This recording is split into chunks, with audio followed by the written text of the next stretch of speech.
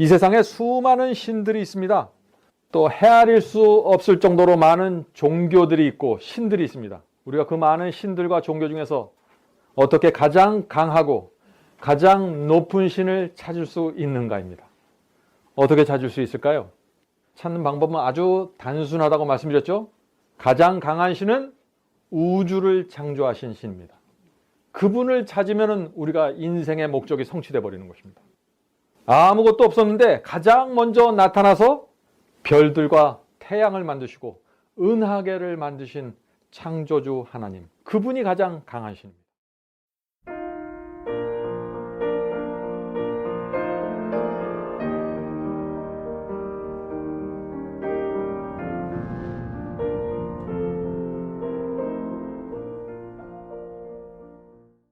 지난주에 하나님은 정말 존재합니까? 라는 그런 주제로 말씀을 살펴보았죠. 오늘도 지난주에 이어서 우주에서 가장 강하신 하나님을 찾아가는 방법과 과정에 대해서 저희가 좀 살펴보려고 합니다. 하나님은 정말 존재하는가 하는 그 문제를 좀 찾아보는 것이죠. 이 세상에 수많은 신들이 있습니다. 또 헤아릴 수 없을 정도로 많은 종교들이 있고 신들이 있습니다. 근데 문제는 무엇이죠? 우리가 그 많은 신들과 종교 중에서 어떻게 가장 강하고 가장 높은 신을 찾을 수 있는가입니다. 어떻게 찾을 수 있을까요? 찾는 방법은 아주 단순하다고 말씀드렸죠. 가장 강한 신은 우주를 창조하신 신입니다. 그분을 찾으면 우리가 인생의 목적이 성취되어 버리는 것입니다. 아무것도 없었는데 가장 먼저 나타나서 별들과 태양을 만드시고 은하계를 만드신 창조주 하나님, 그분이 가장 강한 신입니다. 자, 다른 신들과 종교들은요, 지구가 창조된 이후에 전부 나타났습니다. 불교가 그렇고 유교가 그렇고 뉴 에이즈, 또 토속 신앙과 각종 미신들 모두 창조 이후에 나타난 존재들입니다. 그래서 그런 신들은요, 내가 이 우주를 창조했다라고 주장하지 않습니다. 참 신기해요. 오직 성경의 하나님만 그것을 주장합니다. 하늘과 땅을 창조했다고 주장하는 것이죠. 그래서 성경의 제일 첫 장에 뭐가 나와요? 하나님께서 태초에 천지를 창조하시니라 라고 나오는 것입니다. 창세기 1장 1절에 그렇게 말씀이 나오죠. 하나님께서 6일 동안 창조하시고 이 창조를 기념하기 위해서 제7일에 일곱째 날에 창조의 기념일을 세우신 것이에요. 그래서 사람들이 그 일곱째 날이 올 때마다 하나님의 창조를 기억하도록 그렇게 계획하신 것입니다. 이 세상에 다른 이론들과 진화론과 다른 여러 가지 잡신들이 들어오지 못하도록 시스템을 만든 것이에요. 그런데 그것이 나중에 십계명의 넷째 계명으로 그래서 세워진 것입니다. 그래서 우리가 창조 기념일은요, 일곱째 날에 정해진 거기 때문에 인류 전체에게 주어진 것이죠. 어떤 국가와 민족만을 위한 것이 아니다 하는 말씀을 제가 드리는 것입니다. 그리고 또 창조의 하이라이트가 뭡니까? 사자가 하이라이트입니까? 뭐예요? 사람입니다. 사람. 하늘과 땅과 이 모든 생물들이 사람을 위해서 존재하는 것이에요. 사람이 창조의 핵심이에요. 그런데 문제는 이 사람이 어떻게 돼요? 내 조상은 아담과 하와가 아니라고 주장하는 것이에요, 지금. 내 조상은 아메바입니다. 내 조상은 원숭이입니다. 라고 주장하는 것이에요. 여기에 문제가 있는 것이에요. 그래서 많은 사람들이 창조를 부인하고 지금 진화론을 따라가고 있다 하는 것이 우리가 지난 시간에 배운 내용입니다. 그러니까 하나님께서 얼마나 답답하실까요? 이런 면에 있어서 우리 한국인들이 많이 믿고 있는 이 불교의 윤회설은 진화론과 매우 유사하다는 것입니다. 왜요? 불교를 믿으면 내 조상이 누가 돼요? 동물이 될 수 있어요. 미물이 될 수 있습니다. 이 다음 생에 내가 사람이 되는 거예요. 동물이 다음 생에는 사람으로 태어날 수 있잖아요. 그래서 내 조상은 지렁이가 될 수 있고 원숭이가 될 수 있고 여러 가지 미물들이 될 수 있는 것이에요. 그래서 이 불교도들은 어떻게 하죠? 살생을 하지 않습니다. 살생. 생물을 죽이질 않아요. 미물이라고 할지라도. 왜요? 잘못 죽였다가는 잘못하면 내 친구나 죽은 가족을 죽일 수 있어요. 살생하면 안 되는 거예요. 그래서 자, 한 가지 좀 이해해야 될 것은 신들을 찾기 전에 정말 어떤 신이 가장 강한 신인가를 찾기 전에 먼저 우리가 좀 살펴봐야 될 것이 있는데 보이지 않는 영적인 세계가 있다는 것을 먼저 인정해야 됩니다. 신을 바로 찾는 것보다는 그것을 인정한 다음에 신으로 가는 게 좀 쉬워요. 그래서 제가 항상 이렇게 접근하는 것입니다. 지금 죽은 자들의 영들이 살아서 나타나고 있습니다. 전 세계에서 이런 일들이 일어나요. 많은 분들이 영계나 보이지 않는 것들, 죽은 자들의 영들 이런 얘기하면은 비합리적이고 참 과학적이지 않다고 해서 무시하는 분들이 많죠? 정말 그럴까요? 그렇지 않습니다. 우리가 눈에 보이고 만지는 것만이 다가 아니에요. 1988년 12월 5일자 US News and World Report에 나오는 놀라운 기사가 실렸습니다. 제가 그 기사를 읽어드리겠습니다. 미국의 노스캐롤라이나 주의 민주당 당원이며 미래문제연구위원회 의장인 찰리 로스 의원은 다음과 같이 말했다. 낸시 레이건 여사에게는, 낸시 레이건이 누구예요? 미국의 레이건 대통령 부인이죠. 낸시 레이건 여사에게는 영매 친구들이 많이 있다. 자, 영매가 누군가요? 죽은 자의 영들과 접촉을 하는 중간 매개체가 되는 사람들을 말하는 것입니다. 영매들이 많이 있다. 워싱턴 정가는 영매들에 대한 관심이 많다. 미국 하원 의원의 약 25%는 영매와 강신술에 매우 적극적인 관심을 가지고 있다. 강신술이 뭐예요? 죽은 사람과 소통하는 그것이 강신술이죠. 매우 적극적인 관심을 가지고 있다. 찰리 로즈 의원이 운영하는 미래문제연구위원회를 통하여 영매들이 국회에 진입하여 의원들과 접촉하고 있다. 소식통에 따르면 많은 국회의원들이 정기적으로 점성술사나 영매들을 만나서 상담하고 있다고 한다. 굉장한 얘기 아닙니까? 예? 이게 US News and World Report에 실렸던 기사예요. 지금 미국의 대통령들, 국회의원의 4분의 1이 죽은 자의 영들과 교통하면서 그들에게 자문을 구하고 있다는 것이에요. 한국의 많은 정치인들도 마찬가지입니다. 무당을 쫓아가고 신접한 사람들을 만나서 자문을 구하는 거예요. 그 사람들은 바보라서 그렇게 할까요? 그 사람들은 현대 과학을 몰라서 그렇게 하는 것일까요? 아니잖아요. 그 사람들은 아는 거예요. 영계가 있다는 사실을. 분명히 신이 존재하는 것이에요. 그것이 우리가 수학으로 입증되지 않고 물리로 입증되지 않는다고 해서도 그것이 실제로 살아서 움직이는 세계가 있는 것입니다. 자, 그런데 문제가 있어요. 신들이 그렇게 있는데 분명히 누가 최고의 신인가, 누가 우주를 창조한 신인가, 그것을 찾아야 된다는 것입니다. 근데 그것을 찾는 데서 가장 큰 걸림돌이 뭐예요? 우리가 지난 시간에 살펴봤던 진화론과 빅뱅이라는 이론이라는 것입니다. 이것 때문에 사람들이 자꾸 길을 잃어버리는 것이에요. 마치 그것이 가장 보편적이고 가장 타당한 진리처럼 오늘날 받아들이고 있는 것입니다. 다윈의 진화론은요, 지금부터 160년 전에 세워진 이론입니다. 창조를 부인합니다. 진화론은 신이 존재하지 않는다 하는 그 사상 위에 세워져 있어요. 그래서 진화론을 붙잡으면은요, 하나님과 멀어지고 끊어진 상태로 이 세상 살다가 그냥 무덤 속으로 들어가게 되는 것입니다. 그만큼 진화론이 무서운 거예요. 자, 그런데 이 진화론이 정말 실제로 일어날 수 있을까? 그것은 하나의 가설이고 이론인데 그것이 정말 실제로 일어날 수 있을까 하는 질문을 좀 우리가 생각해 보아야 합니다. 많은 사람들이 이런 질문을 합니다.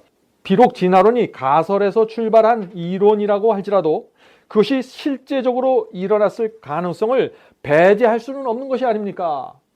이런 질문입니다. 자, 이런 질문은 사실 굉장히 전문가적인 자격과 인포메이션이 필요한 거라서 이거 제가 대답하다가 나중에 좀 문제가 생겨요. 그래서 제가 오늘 전문가의 의견을 들고 나왔습니다. 미국의 과학 전문지인 사이언티픽 아메리칸지는요, 다음과 같은 글을 발표했습니다. 제가 그 글을 읽어드리겠습니다. 확률적으로 본다면은 현재 주어진 상황에서 한 개의 단백질 분자가 만들어진다는 것은 생명체 탄생을 위하여 지구가 가진 모든 공간과 시간을 허용한다고 할지라도 전혀 불가능한 것이다. 네, 지구가 가지고 있는 모든 것을 다 최적의 조건으로 끌고 간다고 할지라도 생명체 탄생 그 자체는 불가능하다는 것이에요. 자, 이 지구상의 생명체가 그런데 우연히 생성될 수 있다고 믿는 것입니다. 많은 사람들이. 그래도 사람들이 이렇게 질문하죠. 그래도 가능성이 있지 않습니까? 가능성. 확률적으로 그것은 거의 불가능하다는 것이에요. 그런 확률을 믿을 바에는, 진화론의 전문가들이 내놓는 그 확률을 믿을 바에는 하늘의 신이 그냥 생명체를 창조하셨다 하는 그 말을 믿는 것이 훨씬 확률적으로 높아요. 또 다른 한 문서를 제가 읽어드리겠습니다. 어떤 과학자가요, 팽창하는 우주에 나타난 하나님의 증거라는 책에서 지구의 이 생명체가 자연히 또 우연히 생성될 수 있는 가능성에 대해서 이렇게 설명했습니다. 제가 그 말씀을 읽겠습니다. 물질들이 서로 섞여서 흔들리다가 우연히 한 개의 단백질 분자의 모양을 갖추기 위해서는 현재 우주 전체 안에 있는 물질의 100만 배 이상에 해당하는 양이 존재해야 한다. 엄청난 양의 물질들이 100만 배 이상이나 존재해야 그것이 우연히 흔들려서 뭔가 생겨날 수 있을까 말까 하다는 것입니다. 계속해서 읽어보죠. 더구나 단 하나의 단백질 형성이 지구에서 일어나기 위해서는 확률적으로 거의 끝이 없는 시간, 즉 수십억 년이라는 세월이 필요하다. 얼마나 기가 막힌 얘기예요. 근데 사람들이 다 이것을 믿고 있는 것이에요. 이 확률에 목을 걸고서 내 조상은 지금 원숭이라고 주장하는 것입니다. 자, 그런데 놀라운 사실은요, 이 생물의 기원을 설명하면서 우연이라고 말하고 있어요. 우연히. 과학자들이 어떻게 우연히 나타났다는 이 말을 사용할 수 있을까? 저는 그것도 참 의문입니다. 여러분들 다 아주 좋은 스마트폰을 갖고 계시죠? 그 사용하면 할수록 정말 기가 막힌 기계입니다. 그런데 제가 이 스마트폰의 부품들이 우주에서 수억 년 동안 흔들리다가, 그 수많은 부품들이 우주에서 수억 년 동안 흔들리다가 아주 우연히 기가 막힌 타이밍에 맞춰서 조립이 돼서 이게 나타났다 그러면 여러분들 저를 어떻게 보시겠어요? 거의 사기꾼 취급할 거예요, 아마. 그죠? 근데 오늘날 많은 사람들이 그 이론을 믿고 있다는 것입니다. 스마트폰보다 수십만 배 똑똑한 지능을 갖고 있는 사람이 그렇게 해서 나타났다는 거예요. 그래서요, 어떤 학자가 이 진화가 우연히 이루어질 수 있는 수학적인 확률을 계산해 보았습니다. 어떤 결과가 나왔을까요? 이 진화론자 중에 헉슬리 박사라는 분이 있는데, 이분이 진화가 실제로 일어날 수 있는 그 확률을 계산해서 이렇게 글을 발표했어요. 이 글은 Evolution in Action 페이지 46페이지에 있는 글입니다. 읽겠습니다. 그 확률은 소수점 이하로 0이 300만 개가 붙어야 되는 숫자이다. 이 숫자를 기록하기 위해서는 500페이지 두께의 책이 3권이나 필요할 정도이다. 아마 아무도 그렇게 실현 가능성이 없는 일에 승산을 걸지는 않을 것이다. 그러나 그것은 일어났다. 이게 진화론자들의 믿음이에요. 제가 그래서 진화론을 믿는 것보다 창조를 믿는데 훨씬 더 적은 믿음이 필요하다고 얘기하는 거예요. 이거는 엄청난 믿음이 필요해요. 이걸 받으려면. 예? 이걸 누가 감히 믿겠어요? 이것이 진화론자의 믿음이에요. 도무지 불가능하다는 사실을 알면서도 엄청난 확신을 갖고서 논문을 쓰고 설명을 하는 거예요. 자, 진화론에 가지고 있는 저 심각한 문제를 좀 살펴보겠습니다. 심각한 문제는 진화가 됐다고 하는데 중간 형태를 찾을 수 없는 거예요. 그게 참 큰 문제입니다. 이 진화론은 원숭이가 진화돼서 사람이 되었다고 주장하죠. 또 이 아메바 같은 단세포 생물이 진화돼서 원숭이가 되고 더 발전돼서 사람이 됐다고 합니다. 수십억 년 동안 이런 일이 이루어졌다고 하는 것이요. 자, 그런데 문제가 생기는 거예요. 정말 원숭이가 진화돼서 사람이 된 것이라면 지금도 원숭이가 사람으로 진화되는 과정들이 우리 눈앞에 이루어져야 되는 것입니다. 근데 본 적이 없잖아요. 한 번도 우리가 그런 걸 본 적이 없어요. 신문에도 그런 게 나오지 않았습니다. 왜 원숭이가 사람으로 진화되는 그 중간 단계를 우리가 찾을 수 없을까요?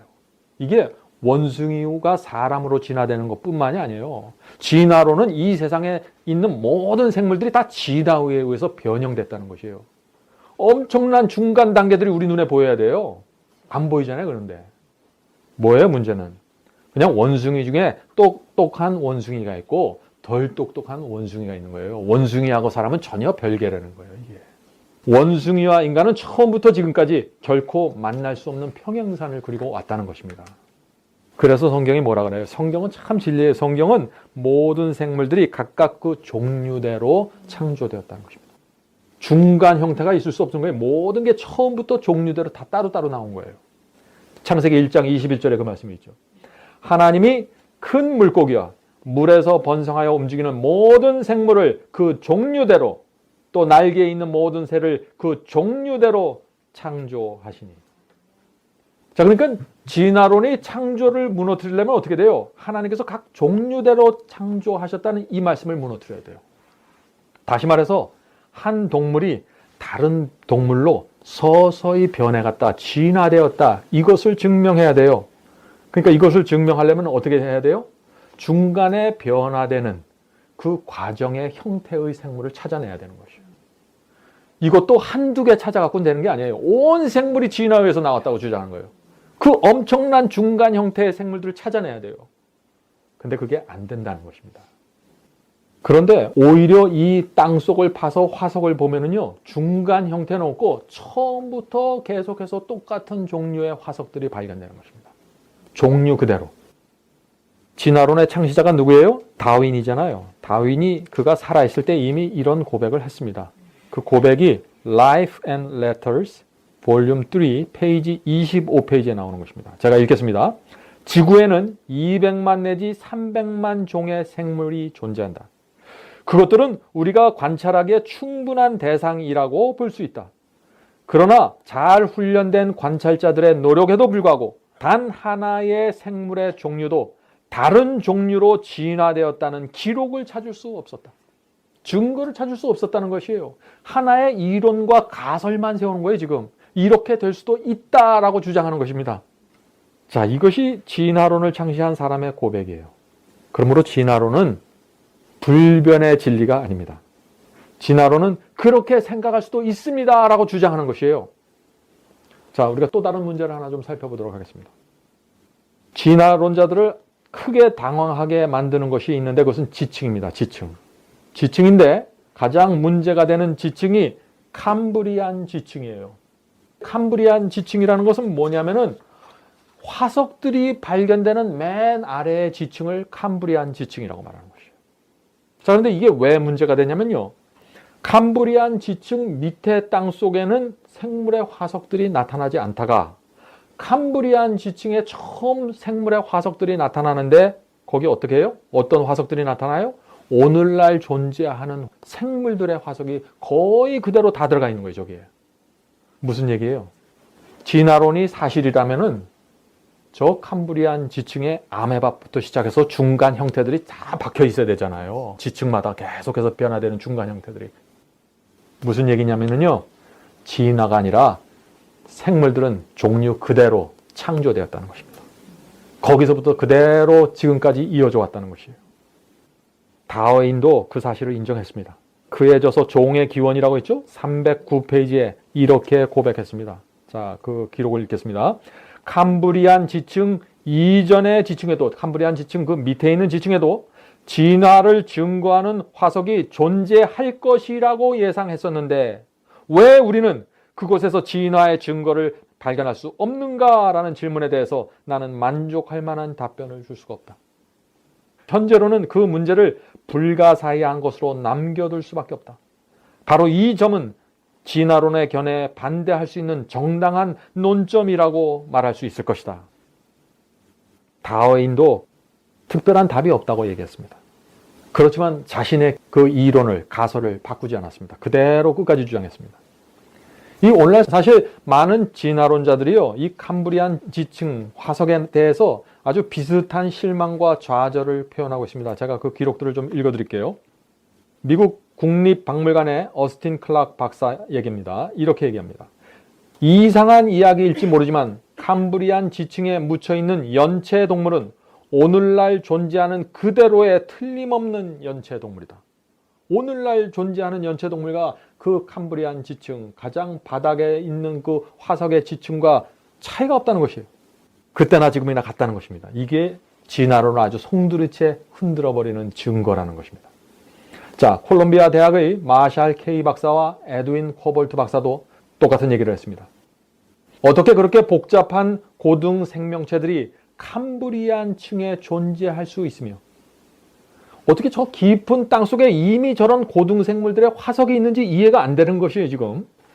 캄브리안층에 존재할 수 있으며 그 이전 20억 년 동안 형성된 지층 속에는 아무런 증거도 없단 말인가? 캄브리안 지층 밑에는요, 아무런 증거가 없어요. 화석이 없어요. 거긴 전혀. 만약 생명체의 진화가 사실이라면 캄브리안 층보다 더 오래된 지층 속에 꼭 있어야 할 화석들이 있어야만 하는데 없다는 것이 수수께끼이다. 참 딜레마에 빠진 것입니다. 성경의 창조를 부인하니까 생물의 화석들이 저 지금 캄브리안 층에서 쏟아져 나오는 것이 이해가 안 되는 것이에요. 이해가. 이렇게 분명한 증거들이 있는데도 불구하고 문제가 뭐예요? 사람들은 여전히 창조를 부인한다는 것입니다. 자, 사람들이 창조를 부인하는 이유가 무엇일까요? 첫 번째 이유는 이것은 제 경험이지만은 내 자신의 이기적인 삶을 포기하고 싶지 않는 것입니다. 진화론을 떠나서 창조로 가버리면 어떻게 돼요? 바로 하나님을 인정하게 돼요. 창조주 하나님과 만나게 돼요. 그게 싫은 거예요. 그래서 자꾸 피하고 싶은 것입니다. 하나님을 믿으면 다르게 살아야 되잖아요. 그게 싫은 것입니다. 하나님을 믿으면 이 세상에서 바보처럼 살아야 되잖아요. 그게 싫은 거예요. 그래서 계속해서 진화론에 남고 싶은 것입니다. 그래서 진화론이 진리이기를 바라면서 살아가고 있는 것이죠. 참 안타까운 일입니다. 자, 창조를 거절하고 진화론을 믿는 두 번째 이유가 있습니다. 두 번째 이유는 진화론은 과학적이고 창조는 비과학적이라고 생각하기 때문이죠. 많은 사람들이 이렇게 생각합니다. 정말 그럴까요? 오늘날 현대 과학은요, 생명체가 이렇게 해서 나왔을 것이다 라고 주장을 합니다. 이렇게 말합니다. 생명체가 만들어지기 위해서는 반드시 외부로부터 지적인 존재가 정보와 에너지를 물질 속에 넣어주어야 한다고 말하고 있습니다. 제가 좀 쉽게 설명하면 이것이에요. 어떤 것이 살아서 움직이려면은요, 누군가에 의해서 에너지와 정보가 그 속에 들어가야 된다는 것이에요. 그래야만 무기물질에서 생명체가 나올 수 있다는 것입니다. 이것이 현대 과학이 가지고 있는 생명체의 생성의 그 논리예요. 예? 누군가 제3자가 나타나서 줘야 된다는 것이에요. 에너지와 정보를. 자, 이것이 사실이라면은 창조는 굉장히 과학적이 되는 것이에요. 왜요? 하나님께서 그렇게 하셨으니까. 성경은 태초에 하나님께서 어떻게 해요? 말씀으로 세상을 창조했다고 했습니다. 모든 것이 말씀으로 창조됐어요. 다시 말해서 하나님께서 말씀으로 우주를 창조하신 거예요. 말씀을 통해서 이 우주에 에너지를 넣은 것입니다. 말씀을 통해서 이 우주에 정보를 주신 거예요. 그래서 이 우주가 움직이기 시작하는 것이죠. 정확한 계산과 공식에 맞춰서 말이죠. 굉장히 과학적이죠?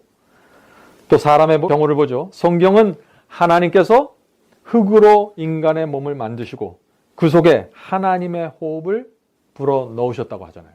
그래서 생명의 에너지와 정보를 사람에게 넣은 거예요. 흙으로 만든 그 무기물질 속에. 그래서 생명체가 된 것입니다. 완전히 현대 과학이에요, 이게. 그래서 우리가 누구든지 정말 이 우주가 어떻게 시작됐는가 정말 진지하게 고민하면은, 진리가 무엇인지 진짜 고민하면은, 이 세상이 어디서 왔는지 진짜 고민하면은요, 하나님을 만날 수밖에 없다는 것입니다. 자, 오늘은 제가 기록을 많이 읽습니다. 35세의 젊은 나이에 노벨 물리학상을 받았던 A.H. 캠프턴 박사가 있습니다. 노벨 물리학상을 받은 물리학자지만은 그리스도인이 됐어요. 그분이 이렇게 얘기했어요. 나에게 있어서 창조주 하나님께 대한 믿음은 지고한 지성을 가지신 이가 우주의 존재를 가능하게 하셨으며 또한 그분께서 인간을 창조하셨던 것을 깨달은 데서부터 시작되었다. 이러한 결론을 내리기란 나에게 있어서 그다지 어려운 일이 아니었다. 왜냐하면 이런 엄청난 수학적 디자인이 있는 우주에는 반드시 지성이 개입되어 있다는 단순한 원칙을 우리 모두는 인정하고 있기 때문이다. 과학적이라는 것이죠.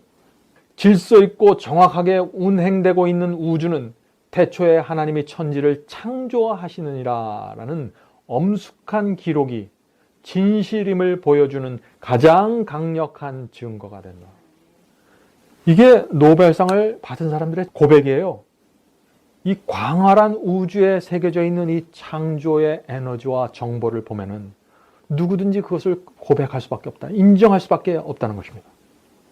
자, 그런데 많은 사람들이 거기서 또 하나의 의문을 또 제시합니다. 그거보다 좀 더 분명한 증거가 필요합니다. 창조에 대해서 다 얘기해 주잖아요.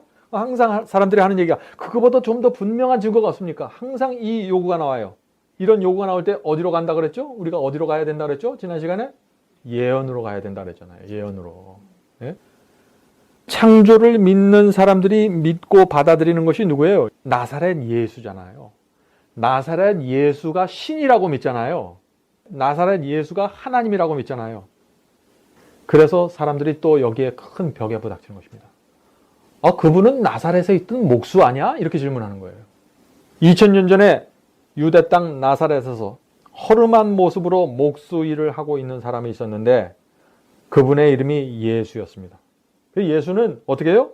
주문이 들어오면 문짝을 짜고 창틀을 만드는 일을 하면서 자랐어요. 그런데 오늘날 그리스도인들이 그분을 하나님의 아들이라고 믿는 거예요. 그래서 사람들이 또 여기서 벽에 막히는 거예요. 그러니까 우리는 어떻게 해야 됩니까? 저 나사렛 예수가 하나님의 아들이는 것을 또다시 증명해 줘야 되잖아요. 우리 그냥 맹목적으로 믿으라고 말할 수 없는 사람들 아닙니까?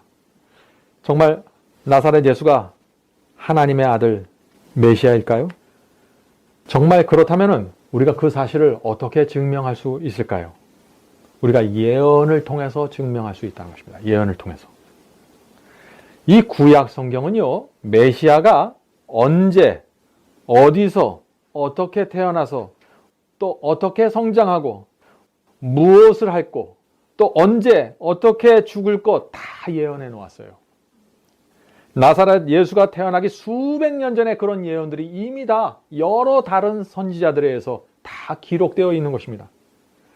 그러므로 우리가 어떻게 확인할 수 있어요? 그 수백 년 전에, 1000년 전에 기록된 모든 예언들을 가져다가 나사렛 예수, 그 목수 예수의 생애 속에서, 인생 속에서 정확하게 이루어졌나 확인하면 되는 것이에요. 그러면 증명이 되는 것이죠? 자, 우리 지금부터 좀 확인하는 작업을 하겠습니다. 자, 먼저 선지자 미가의 글을 보죠. 선지자 미가는 예수님이 태어나기 700년 전에 예언했습니다. 700년 전에 메시아는 베들레헴에서 출생할 것이라고 예언해 놓았어요. 미가서 5장 2절에 그 말씀이 있습니다. 그런데 어떻게 됐습니까? 정확하게 성취되었습니다. 나사렛 예수도 베들레헴에서 태어났어요. 이 한 가지 예언이 성취됐다고 해서 나사렛 예수를 메시아로 받을 수는 없죠. 계속해서 살펴봐야 됩니다.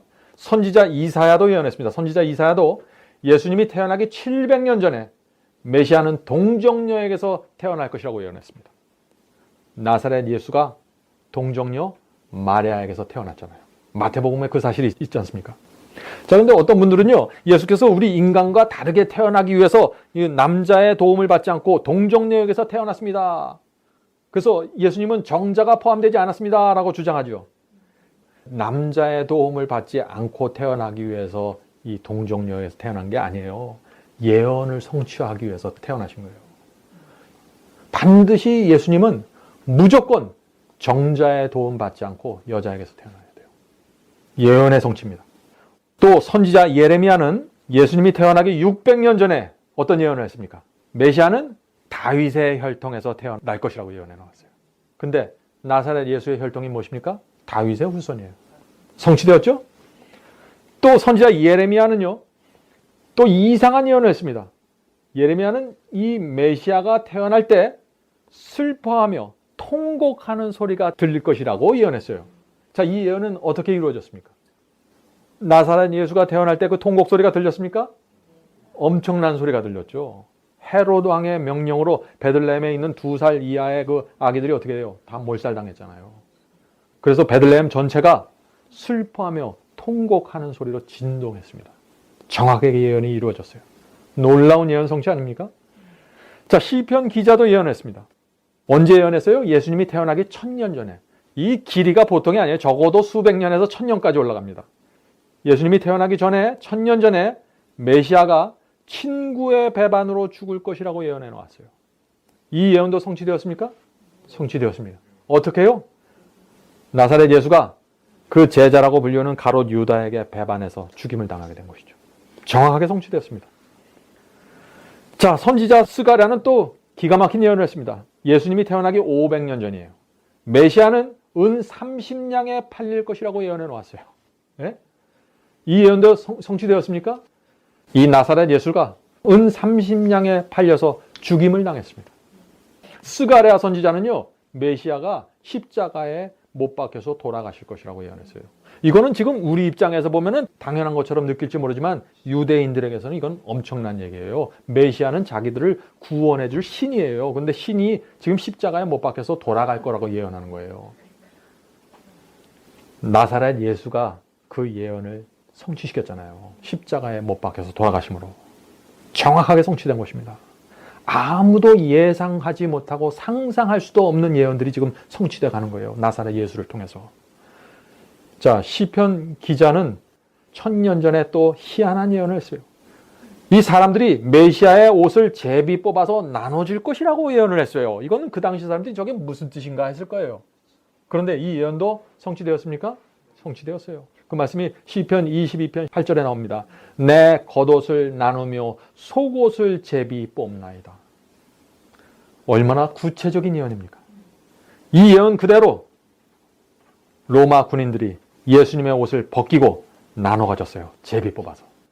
예언이 성취되었습니다. 시편 기자는요, 메시아는 죽을 때 뼈 하나도 상하지 않을 것이라고 예언했어요. 이 예언도 성취되었습니까?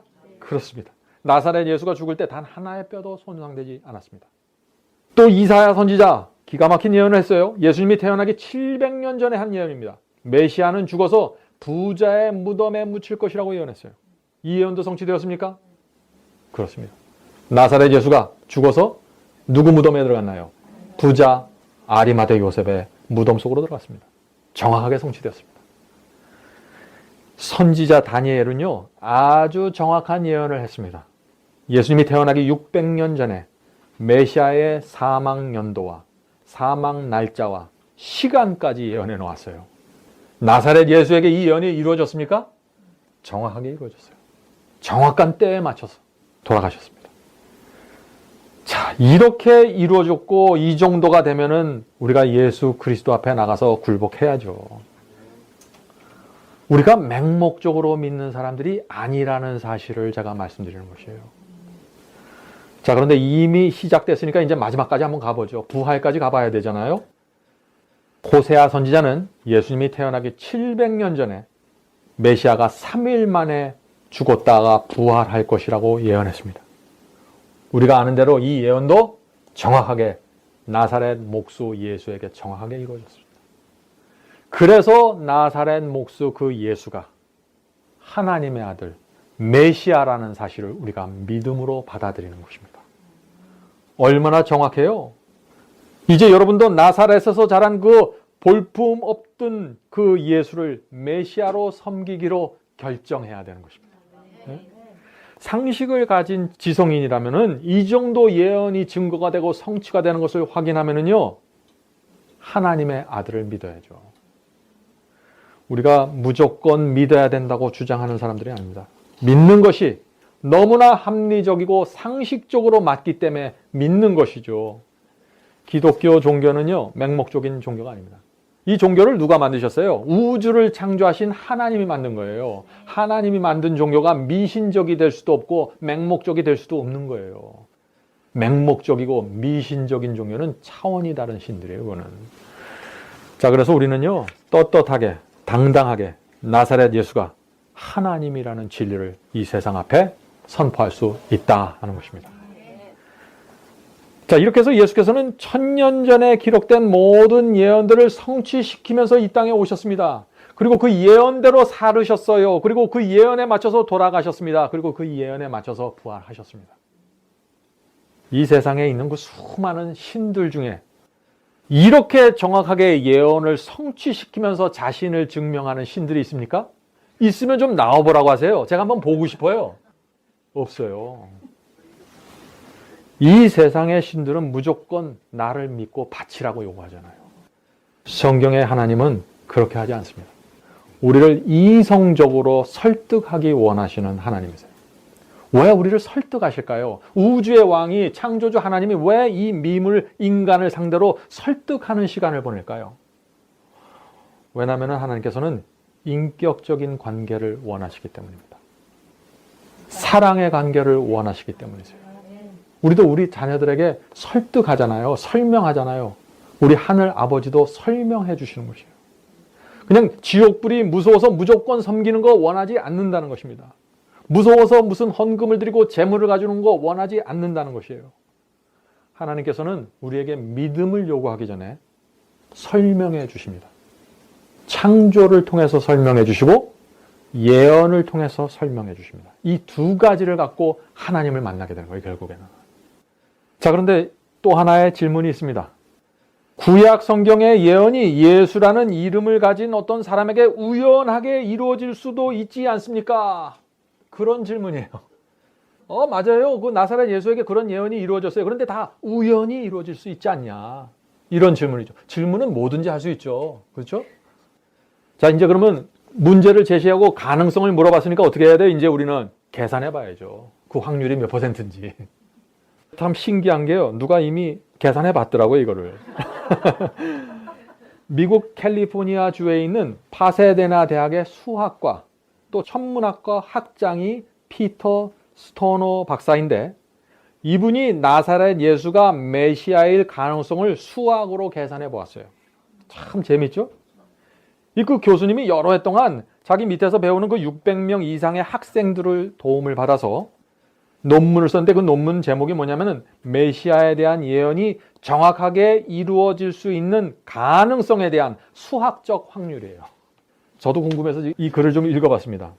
이 구약 성경에요, 그리스도의 초림, 메시아에 대한 예언이 300개 이상이 나옵니다.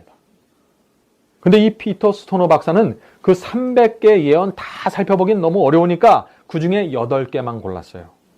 그 8개만 골라서 이 예언이 한 사람에게 모두 성취될 수 있는 가능성을 수학으로 확률로 계산해 본 것입니다. 자, 어떤 결과가 나왔을까요? 자, 이 계산 결과가 나오는데 이것도 소수점 이하입니다.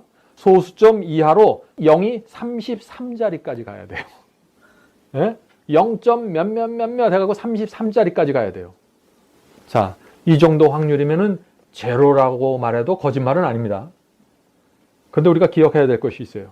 구약 성경에 기록된 그 300개 이상의 많은 예언 중에서 8개만 골라온 거예요. 그것이 지금 소수점 이하로 33자리까지 간 거예요. 그런데 만약에 300개 예언 모두 한 사람에게 이루어질 수 있는 확률을 계산한다면 어떻게 될까요? 이건 뭐 말할 수 없는, 그거는 참 계산할 수 없는 확률이 나오는 거예요. 자, 이제 여러분들이 대답해 보셔야 됩니다. 정말 2000년 전에 살았던 그 나사렛 예수는 메시아가 틀림없습니까? 네. 300개 예언이 이루어졌어요. 그런 예언이 이루어지지 않으면은 이 세상의 박사들과 물리학자들과 뉴턴 같은 그런 석학들이 왜 예수를 믿겠어요? 그 사람들은 모두 창조와 예언을 들여다본 사람들이에요. 그래서 마음속에 확신과 믿음을 갖게 된 것입니다. 하나님께서는 이렇게 자신을 증명하시는 거예요. 그래서 저 하늘의 수많은 별들과 수억 개의 은하계를 좀 봐라. 이래도 너희가 나를 믿지 않을래? 이렇게 물으시는 거예요, 지금. 1000년 전에 구약 성경에 기록된 메시아의 출생 신고서와 호적 등본과 사망 신고서가 이미 구약 성경에 다 1000년 전에 기록되어 있는데, 나사렛 예수가 그것 그대로 태어나고 그대로 살았고 그대로 죽었지 않냐? 그래도 믿지 않을래? 이렇게 질문하는 거예요, 지금 성경이. 어떻게 해야 됩니까? 우리가 주님께 나가서 굴복하고 믿겠습니다, 주여. 온 마음을 다해서 주님을 받아들이겠습니다. 이렇게 대답을 해야죠. 그게 논리적이고 합리적인 거 아닙니까? 그래서 누구든지 양심을 열고서 주님을 찾으면 하나님을 만나게 되는 것입니다. 우리가 의도적으로 거절하고 의도적으로 고집 피우지만 않는다면 하나님을 누구든지 만날 수 있는 것이에요. 오늘 우리가 그리스도인으로서 이런 말씀을 나누는 이유는요, 우리가 정말 마음에 확신을 가지고 하나님을 믿어야 된다는 것입니다. 자, 한 가지 우리가 더 살펴보겠습니다. 우상을 섬기다가 하나님을 만난 사람이 있습니다. 이분의 간증은 참 아주 실제적이고 구체적이고 또 재밌어요. 제가 읽겠습니다. 저는 오랜 방황 끝에 하나님을 만나게 되었습니다. 나는 성경을 하나님의 말씀으로 믿게 되었는데 성경은 하나님께서 나를 눈동자처럼 지켜주실 것이라고 약속하고 있습니다. 그러므로 이제 나는 사당을 찾아가서 절을 할 필요도 없고 무당에게 돈을 주고 구술하지 않아도 됩니다.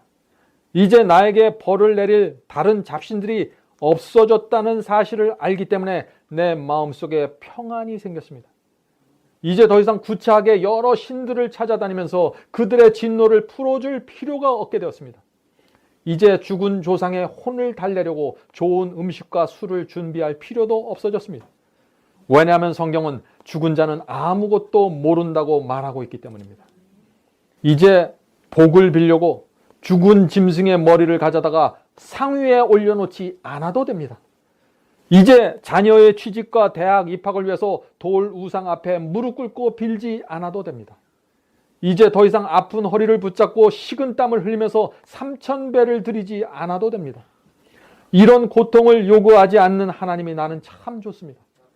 하나님은 내 마음의 중심을 보십니다. 하나님은 내 의도와 동기와 목적을 보십니다. 그러므로 나는 천지를 창조하신 하나님의 능력과 사랑과 지혜를 믿고 따라가기 원합니다. 나를 사랑하는 하나님께서 모든 것을 알아서 나를 인도해 주실 것입니다.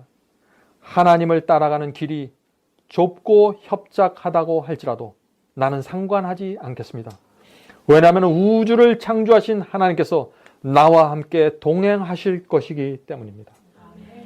하나님은 내가 섬기던 우상과는 너무나 다릅니다. 우상은 섬김받기를 좋아하는데 하나님께서는 도리어 섬기기를 원하십니다. 심지어 나 같은 죄인을 구원하기 위해서 십자가에 매달려 돌아가셨습니다. 이 세상 어디에 그런 신이 있습니까? 어떤 신이 사람을 위해서 자신의 생명을 내놓나요? 이 세상에 사는 동안 신들의 신, 최고의 신을 만나게 되었다는 것이 너무나 큰 특권입니다. 하나님 정말 감사합니다. 얼마나 감동적인 간증입니까? 하나님께 마음을 낮추는 사람은 그분을 만나게 됩니다. 그리고 그분을 만나면은 이 세상 누구도 줄 수 없는 확신과 평안을 갖고 살아가게 되는 것이에요. 자, 끝으로 이번 설교의 결론이 되겠습니다. 우리가 태어난 이유가 무엇일까요? 하는 문제입니다. 성도 여러분, 이 신은 존재하지 않는다 하는 사상이 있죠? 이런 사상은요, 우리가 태어난 본성과는 맞지 않고 거리가 먼 것입니다. 어떤 사람도요, 이 자연과 우주에서 느끼는 그 직관이 있어요. 그 직관을 부정하고 양심의 음성을 억누르지 않고서는 본성적으로 신을 부정하고 무신론자가 될 수가 없는 것이에요. 우리는 본성적으로 그렇게 창조가 됐어요. 태어날 때부터 신을 찾고자 하는 마음이 있는 것이에요. 그런데 우리가 의지적으로 고집 피우면서 의도적으로 그것을 자꾸 억누르고 거절하지만 않는다면 어떻게 돼요? 하나님을 만나게 된다는 것입니다. 가장 근원적인 질문이 무엇입니까? 우리는 왜 이 세상에 태어났습니까? 하는 질문 아닙니까? 근데 내가 왜 이 세상에 태어났습니까? 하는 이 질문에 대해서 확신을 주는 대답을 할 수 있는 사람이 어디 있어요? 이 세상에 어떤 종교, 어떤 신이 이 질문에 대해서 분명하게 대답합니까? 참 어려운 것이에요. 거의 모든 종교에서 이런 질문을 다루고 있지만은요, 그들의 대답을 들어보면 어때요? 아주 추상적이고 아주 철학적이에요. 뜬구름 잡는 얘기 같아요. 그런데 성경은요, 그렇게 대답하지 않습니다. 성경은 아주 분명하게 대답해요. 사도행전 17장 26절과 27절을 보겠습니다. 모든 족속을 한 혈통으로 만드사 온 땅에 거하게 하시고 저희의 연대를 정하시며 거주의 경계를 한하셨으니. 자, 이게 무슨 뜻인가요? 하나님께서 각 사람이 태어나는데 그 사는 기관과 그 사람이 사는 경계, 지역을 정하셨다는 것입니다. 자, 왜 그렇게 하셨을까요? 그 뒤에 대답이 나옵니다. 왜냐하면 이는 사람으로 하나님을 혹 더듬어 찾아 발견케 하려 하심이로되. 그는 우리 각 사람에게서 멀리 떠나 계시지 아니하도다. 얼마나 분명합니까? 우리가 이 땅에 태어나는 목적이 무엇이라고 했습니까? 내가 사는 지역에서 내가 살아있는 기간 동안 하나님을 더듬어서 찾게 하는 것이 우리가 태어난 이유입니다. 얼마나 단순해요. 진리는 이렇게 단순한 거예요. 복잡한 것이 아닙니다. 그러므로 우리가 하나님을 만나면은 어떻게 돼요? 우리가 태어난 목적이 그냥 성취되어 버리는 거예요. 단 한숨에. 단번에 성취되어 버리는 거예요. 우리가 살아있는 이유가. 그래서 하나님을 발견하면은요, 아무리 가난하고 아무리 아프고 절망적일지라도 그냥 목적이 이루어졌기 때문에 마음에 만족이 생기는 거예요. 내 상황에 상관없이 행복한 것입니다. 여기에 바로 기독교회가 갖고 있는 파워가 있는 거예요. 어떤 종교도 이런 파워를 갖고 다가오지 않습니다. 목적이 한 번에 이루어져요. 내 형편이 어떡하든지 간에 자족해버립니다. 그래서 그리스도인이 되면은요, 욕심을 버리게 되는 것이에요. 만족하기 때문에. 모든 것이 인생의 목적이 성취돼 버렸기 때문에 그냥 나그네로 사는 거예요. 목적이 다 이루어졌어요. 나그네입니다. 우주의 왕 하나님을 만났는데 그분께서 내 위로자가 되고 나와 동행하시는데 초조할 필요도 없고 아둥바둥 살 필요가 없는 것이에요. 그래서 그게 그리스도인의 삶이에요. 영원한 행복, 영원한 생명을 받았어요. 하나님께 받은 거예요. 근데 더 이상 뭐가 필요하겠어요? 그런 사람에게. 그래서 그리스도인은 항상 마음이 넉넉한 것입니다. 자기가 없거나 있거나 상관없이 말이죠. 성도 여러분, 근데 사람이 죽을 병에 걸리거나 사고로 죽음을 목전에 두면 어떤 얘기를 하죠? 하나님은 정말 살아계십니까? 사람이 죽으면, 내가 죽으면 어떻게 됩니까? 하는 이 질문이에요. 제가 지난번에 요양원에 갔을 때 한 사람의 간증을 들었는데요. 이분이 말기 암 환자예요. 이분이 와서 엉엉 울어요. 나 이제 죽으면 잘못하면 지옥 갈 것 같은데 내가 그렇게 살아온 내 인생이 그렇습니다. 나 잘못하면 지옥 가는데 정말 사람이 죽으면 어떻게 되는 것입니까? 정말 지옥이 있는 거예요? 우리가 건강하고 잘 살 때는요, 이 질문이 피부에 와 안 닿죠? 그런데 딱 죽음이 며칠 앞에 와버리면은 가장 중요한 질문이 되는 거예요, 이게. 하나님은 정말 계신가? 죽음을 목전에 두면은 왜 우리가 그런 질문을 하게 될까요? 왜냐면은 하나님께서 우리 인간 속에 그 질문을 처음부터 넣어주셨어요. 너희들이 살아있는 동안 이 질문에 대한 답을 가져야 된다. 그 의문을 주신 것이에요. 그런데 안타까운 건 뭐예요? 대다수의 사람들이 그런 질문 해보지도 않고 답도 못 얻고 죽어요. 대부분의 사람들이 답을 얻지 못하고 무덤 속으로 들어가는 거예요. 성도 여러분, 하나님을 찾는 일이 그렇게 어렵습니까? 우리가 조금 전에 읽은 그 사도행전의 말씀은 분명하게 얘기하고 있잖아요. 하나님은 우리에게 멀리 떠나 계시지 아니하도다. 얼마나 감사합니까? 하나님께서는요, 숨어 계신 분이 아니에요. 숨어서 우리 피해 다니는 분이 아니에요. 항상 우리 곁에 계세요. 누구든지 원하면 그분을 찾을 수 있다 하는 것입니다. 하늘의 별들을 보면서 찾을 수 있습니다. 천연계의 나무와 꽃들. 놀라운 우리의 인체 구조와 몸을 통해서, 곤충과 새들 통해서, 심지어는 땅속 지층에 가서도 하나님을 발견할 수 있는 것이에요. 그러므로 우리의 조상은 원숭이가 아닙니다. 아메바도 아니고 우리는 하나님의 형상을 따라 창조된 만물의 영장입니다. 이 지구 전체에서요, 오직 사람만 하나님을 느끼고 발견하고 만날 수 있습니다. 이 지구에 사는 생물체 중에 오직 사람만 천국에 가는 거예요. 나머지는 다 이 땅에서 사라지는 것입니다. 딱 하나님께서 한 존재만 구원받아서 하늘로 가게 해놓으셨어요. 그런데 이 존재들이 지금 다 딴 데 쳐다보고 있는 거예요. 어떤 사람들은 진화론 바라보고, 어떤 사람들은 세상 바라보고, 어떤 사람들은 윤회론을 바라보고, 전부 다 인생의 시간을 다 이렇게 해서 보내는 것입니다. 단 한 번만 주어지는 이 인생, 그래서 기회를 놓치는 것이에요.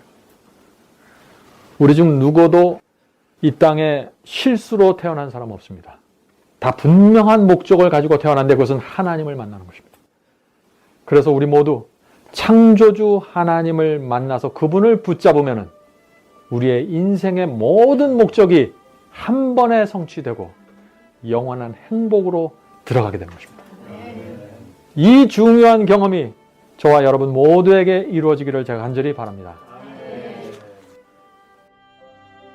하늘에 계신 저희들의 아버지, 단 한 번 사는 인생에서 하나님을 만날 수 있는 기회를 주셔서 감사합니다. 저희 마음속에 하나님에 대한 확신과 믿음이 늘 넘칠 수 있도록 붙잡아 주시옵소서. 저희가 이 세상을 바라보지 말고 창조주 하나님을 향하여 날마다 갈 수 있도록 도와주시옵소서. 저희 영혼 속에 늘 하늘의 평강이 흐르고 하나님의 창조를 믿음으로 받아들이고 그 믿음을 딛고 일어나서 이 세상을 살아갈 수 있도록 도와주시옵소서. 흔들리지 않도록 도와주시옵시고 이 세상에 나와 있는 모든 신들의 신을 향해서 온 마음과 생애를 드릴 수 있도록 도와주시옵소서. 저희 마음속에 하늘을 향한 사모하는 마음을 허락해 주시옵소서. 창조주를 만나고자 하는 간절한 소원을 허락해 주시옵소서. 하나님을 만날 때 저희가 가지고 있는 모든 문제들이 해결될 수 있도록 축복해 주시옵소서. 이 교회에서 하나님을 손을 붙잡고 동행하는 거룩한 성도들이 많이 나올 수 있도록 도와주시옵소서. 예수님의 이름으로 간절하게 기도드립니다. 아멘.